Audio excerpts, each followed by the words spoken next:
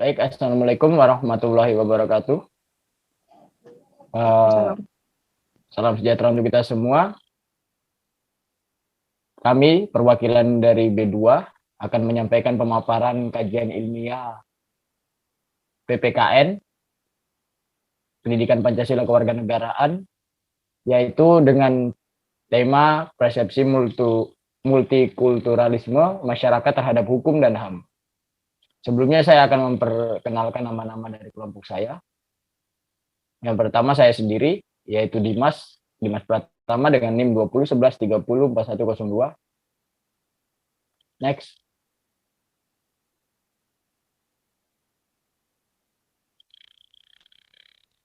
Lalu ada Dwi Wahyu dengan NIM 2011304098. Ada Taufik Azhar Daniel dengan NIM 2011304099. Ada Siti Wulandari dengan NIM 2011304100. Ada Aulia Ramadhani dengan NIM 2011304101. Dan ada Putri Taja Kaunar yaitu dengan NIM 2011304103. Baik, untuk pemaparan materi ada 4 poin pembahasan yang akan kami paparkan, yang dimana pertama adalah pengertian dari multikulturalisme, hukum dan HAM, polemik multikulturalisme, pemecahan masalah multikulturalisme, dan hubungan multikulturalisme dengan HAM yang akan dipaparkan oleh tiap perwakilan dari kelompok kami. Untuk yang pertama pengertian multikulturalisme, hukum dan HAM, waktu dan tempat saya persilakan. Pengertian multikulturalisme, hukum dan HAM. Multikulturalisme berasal dari kata multi atau plural dan kultural atau tentang budaya. Multikulturalisme adalah sebuah ideologi yang mengakui dan mengagungkan perbedaan. Perbedaan yang dimaksud adalah perbedaan orang per orang atau perbedaan budaya, seperti perbedaan nilai-nilai, sistem, budaya, kebiasaan, dan politik. Hukum adalah peraturan yang berupa norma dan sanksi yang dibuat dengan tujuan untuk mengatur tingkah laku manusia. Hak asasi manusia atau HAM merupakan hak dasar manusia yang dimiliki manusia tanpa adanya perbedaan. Tujuan HAM adalah seperangkat prinsip yang berkaitan dengan kesetaraan dan keadilan. Prinsip-prinsip HAM dalam hukum HAM internasional yaitu prinsip kesetaraan, di mana semua orang terlahir bebas dan memiliki kesetaraan dalam HAM, serta prinsip diskriminasi di mana jika semua orang setara, maka seharusnya tidak ada perlakuan diskriminatif.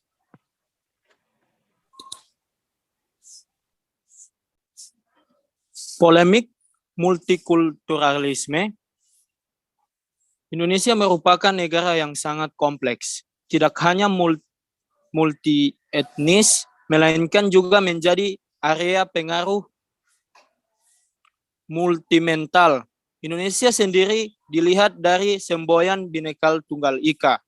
Undang-Undang 1945 pasal 36A bahwa Indonesia merupakan sebuah negara multikultural.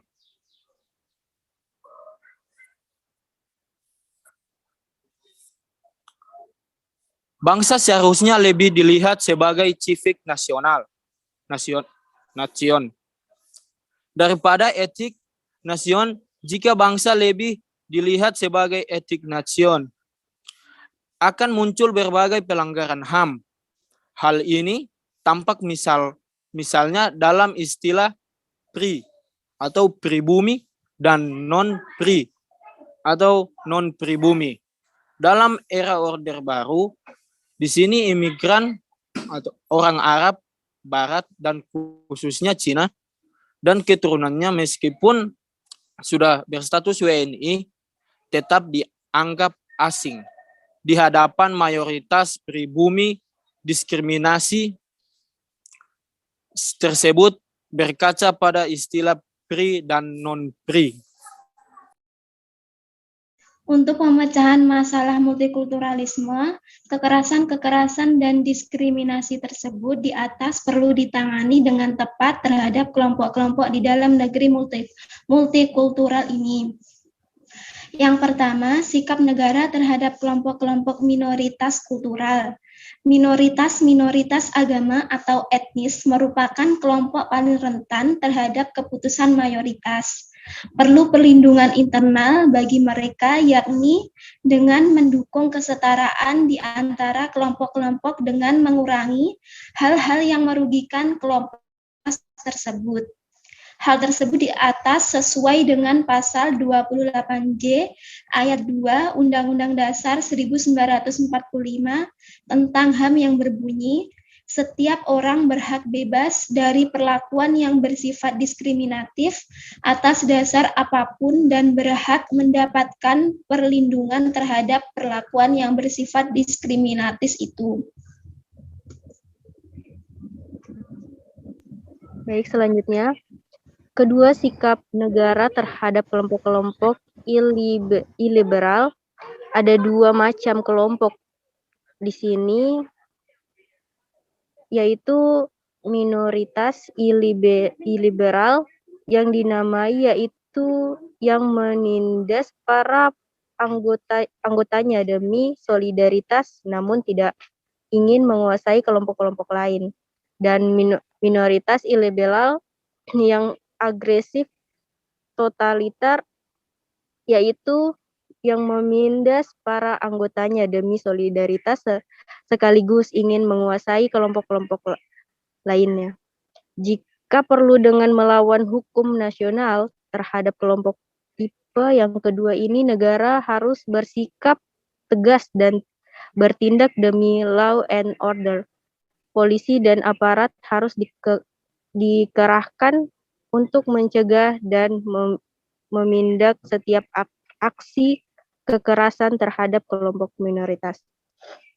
Untuk prinsip kesamaan di hadapan hukum, semua warga negara diperlakukan sama tanpa diskriminasi. Prinsip ini sampai pada taraf tertentu dapat berbalik menjadi ketidakadilan. Keadilan bisa berarti kesamaan, tetapi kesamaan yang memuncak menjadi penyamaan tanpa batas akan bertentangan dengan keadilan yang lain. Keadilan yang lain ini terdapat dalam sikap menghargai keberlainan dan keikhlasan. Hubungan multikulturalisme dengan HAM. Multikulturalisme dapat mengakibatkan adanya pelanggaran hak asasi manusia. Hal ini dapat dilihat dengan banyaknya perbedaan yang ada di lingkungan masyarakat. Misal, pihak mayoritas dan minoritas. Pihak mayoritas tidak melibatkan pihak minoritas dalam melakukan pengambilan suatu keputusan. Dengan terjadinya hal itu, keputusan yang diambil bisa merugikan dan tidak mensejahterakan pihak minoritas. Kejadian seperti ini dapat dilihat dalam stratifikasi sosial atau penggolongan masyarakat. Kesimpulan, multikulturalisme adalah sebuah ideologi yang mengakui dan mengagungkan perbedaan. Perbedaan yang dimaksud adalah perbedaan orang per orang atau perbedaan budaya, seperti perbedaan nilai-nilai, sistem, budaya, kebiasaan, dan politik. Multikulturalisme dapat mengakibatkan adanya pelanggaran hukum dan HAM. Hal ini dapat dilihat dengan banyaknya perbedaan yang ada di lingkungan masyarakat. Misal, pihak minoritas yang sering mendapatkan penindasan oleh pihak mayoritas.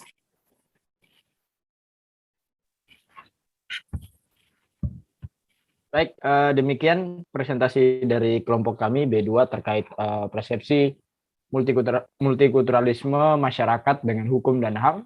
Jika ada salah-salah kata dan kalimat yang kami ucapkan, mohon dimaafkan. Akhir kata dari saya, wassalamualaikum warahmatullahi wabarakatuh. Salam sejahtera untuk kita semua.